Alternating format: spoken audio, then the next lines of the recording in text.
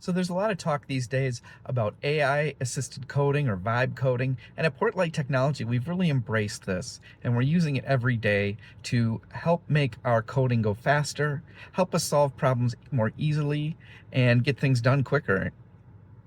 And what we've been finding is there's a few different things that are working well. So let me first explain what AI assisted coding or vibe coding is.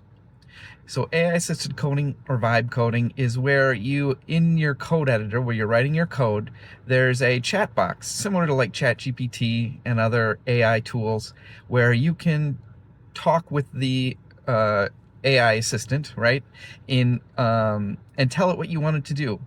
And where we find this works well is with really clearly defined instructions for the AI, and that can then look at your files and write out the code of what you're looking for. You can even ask it to look for problems or look for issues or make improvement suggestions.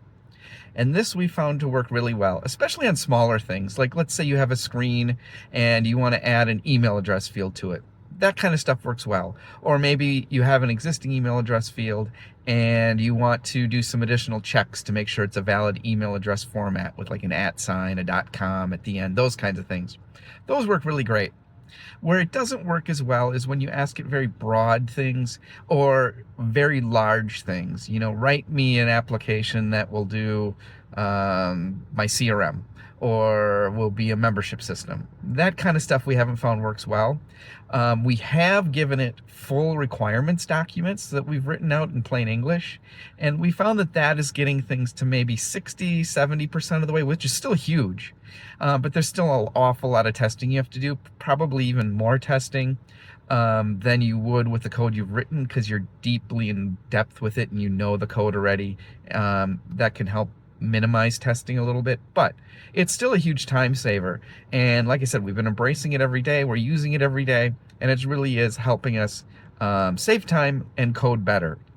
Where it doesn't quite work is you still need someone with an expert eye who understands code, has experience, and can look at that code written by the AI and go, oh, well, you know, that might not be the best way to do it because of this or because of that. It can write some sloppy code occasionally. I think these tools will continue to get better, but I think there's always going to be that human interaction that's going to be needed, at least for the foreseeable future. But if it can speed up projects and save time and also help you see things and think of things that you didn't, I think that's a huge win. So that's how we're using AI coding, or what's called vibe coding.